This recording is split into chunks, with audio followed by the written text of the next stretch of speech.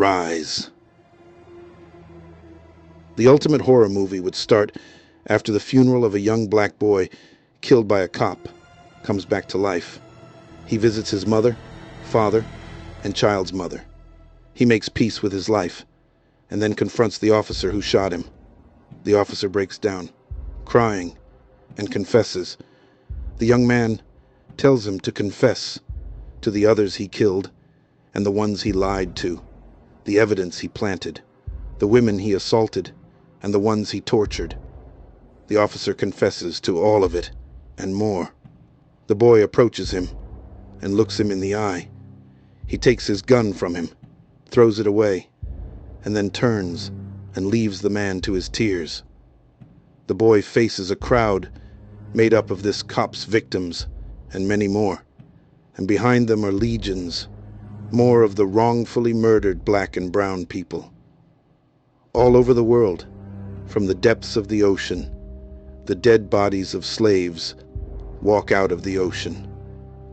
Under the great cities, including D.C., the dead who built these great cities and universities rise. Native Americans, the first peoples, men, women, and babies, wrapped in smallpox-infected blankets.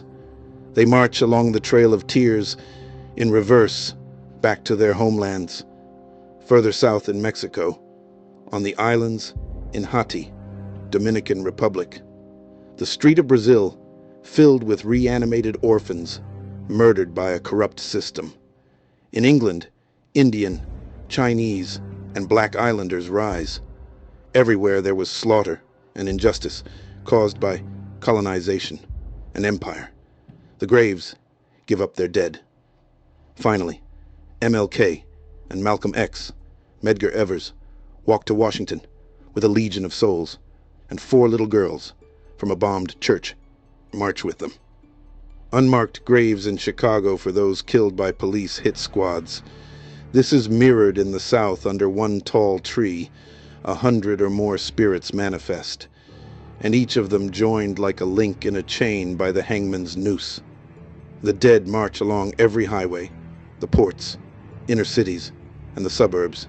The innocent should fill the airports and finest institutions on Wall Street. Newly returned humans who were once sold as chattel take the floor and the gavel. Across the ocean, in the great and terrible slave ports on the Ivory Coast, the cells are filled with the dead who never made it on the boats. The tortured, lost, and previously damned are not decaying monsters.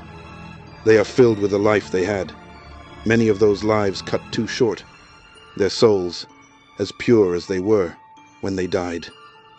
Around the world, those no longer dead, the unmurdered march for days, weeks. They cannot be stopped by guns and bullets, not by fake screams of horror, or phone calls to the police, or the empty prayers of fake believers. They will not be deterred from their destination by any weapon or force, and those who try are met with an unusual resistance. The truck charging into them stops. The bullets refuse to fire. The flames extinguish as if they never were. Bombs from the air in Tulsa never reach the ground.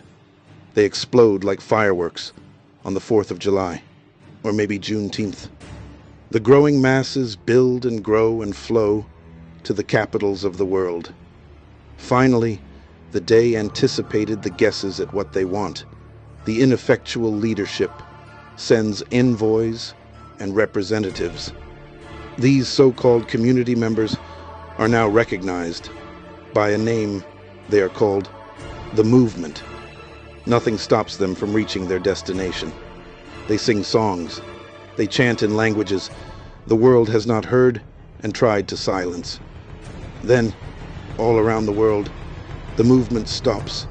The whole of Earth stands still, day or night, hot or cold, from sea to shining sea.